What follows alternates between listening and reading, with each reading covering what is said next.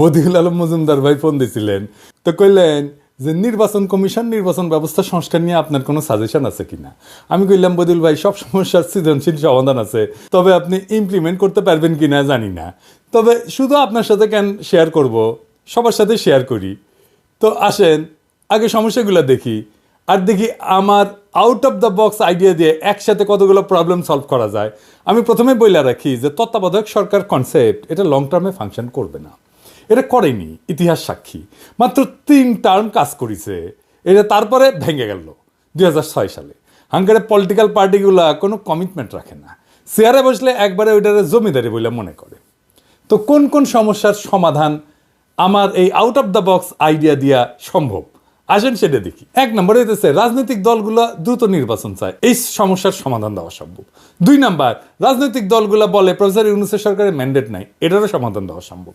3 number, তত্ত্বাবধায়ক সরকার ছাড়া সুষ্ঠু নির্বাচন করার যে সমস্যা সেটারও সমাধান সম্ভব। 4 নাম্বার, ধ্বজভঙ্গ উপদেষ্টা পরিষদ এটাও রিস্ট্রাকচার করা সম্ভব। 5 নাম্বার, নির্বাচনে ব্যাপক কারচুপি, ভোট কেনা বেচা, এই সমস্ত সমস্যা সমাধান সম্ভব। এইগুলো একসাথে সমাধান হয়ে যাবে। আইডিয়াটা শুনে আউলাই যায় না, আগেই বাতিল বা খারিজ করে দিয়েন না, এই সিস্টেমে ফজিলত আছে অনেক। কিভাবে হবে কাজটা আসেন দেখি। নির্বাচন এখনই শুরু হবে, মানে ধরেন 2-3 মাসের মধ্যে। সব আসনে না, মাত্র 10টা আসনে। যারা জিতে আসবে তাদের 2 জনকে উপদেষ্টা বানানো হবে, একজনকে স্পিকার বানানো হবে, তারাই সংসদ অধিবেশন করবে। তাদের কার্যকাল হবে 5 বছর। আবার 2 মাস পর আবার 10 জন নির্বাচিত হয়ে আসবে, তাদেরও কার্যকাল হবে 5 বছর। দরকারে নতুন স্পিকার নির্বাচিত হবে 20 জনের সংসদে, আর আরো 2 জন উপদেষ্টা যুক্ত হবে উপদেষ্টা পরিষদে। এইভাবে 2 মাস পর পর 10 জন করে এমপি ইলেকশন হবে।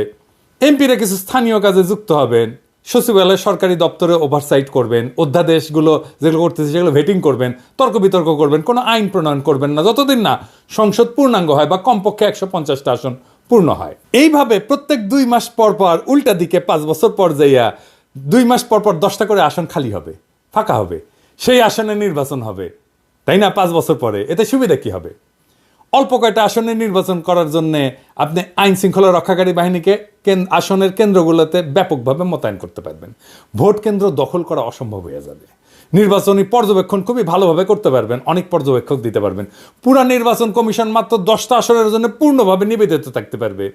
কম লোক দিয়ে বেশি কাজ করা যাবে।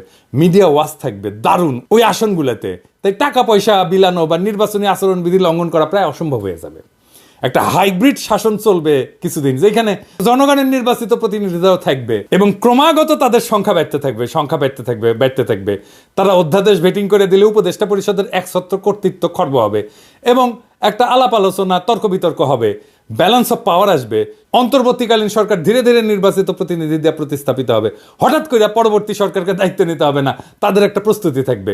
দ্রুত নির্বাচন দিতে হবে, এটা শুনতে হবে না প্রফেসর ইউনূসকে, নির্বাচনের মধ্যেই শুরু হয়ে যাবে। এই সরকারের ম্যান্ডেট নাই, এই অভিযোগে শুনতে হবে না। গ্র্যাজুয়াল ইলেকশনের জন্য সরকারি দলের উপর একটা চাপ থাকবে যে মেয়াদ পূর্ণ হওয়ার আগেই সরকার পাল্টে যেতে পারে।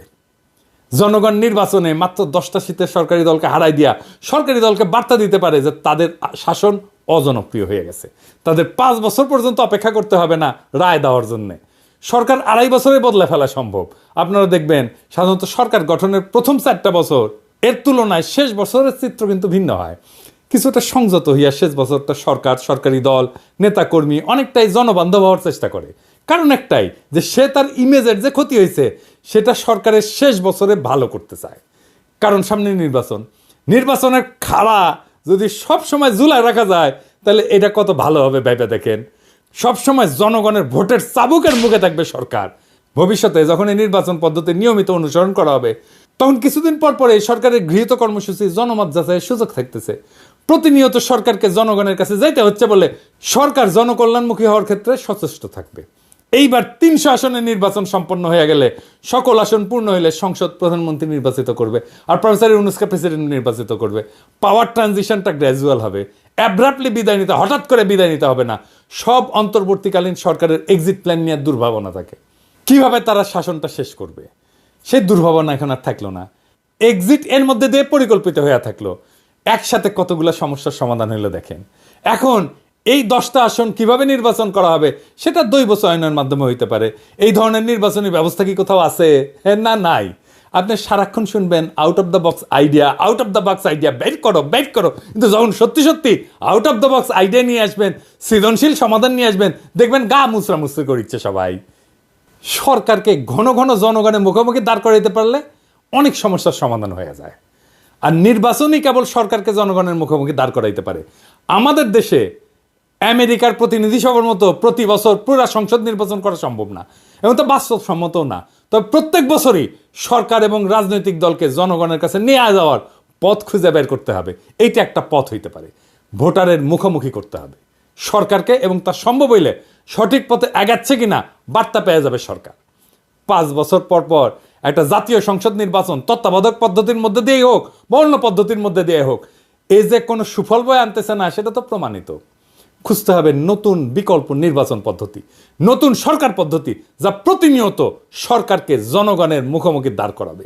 আপনাদের কি মনে হয় এই মডেল অনেক সমস্যার সমাধান করে দেবে না? আর আমার ক্ষুদ্র ভ্রাতার ভগিনীরা কবে, দাদার মাথায় কত পেঁয়াজ রে বাবা, অটিকি আমার মাথার যদি একটা পেরেক ঢুকে দেয় না কেউ, ওটা বের করলে সেটা স্কুপ হয়ে বেরোবি। সেই জন্যেই আমার প্ল্যানিং নেয় না কেউ, ভাবে কি না এর মধ্যে করে রাখিছে এই প্ল্যানিংয়ে, শেষে ম্যাঙ্গো আর স্যাক 2 জয় বাংলা হয়ে যায় কিনা। তাই আমার কাজ প্ল্যান দেওয়া, দিলাম, ভাইবা দেখেন, ক্ষতি তো নাই। জুলাই আগস্ট বিপ্লব নতুন নতুন সম্ভাবনার দুয়ার খুলিছে, সেই দুয়ার দিয়ে আলো আসবে, সেই আলোতে শত ফুল ফুটবে, শত মত বিকশিত হবে। এইভাবেই দেশ আগায় যাবে, নতুন দেশের পথে আমরা অল্প অল্প করে আগাইতে থাকবো, এবং সেটাই হবে বিপ্লব।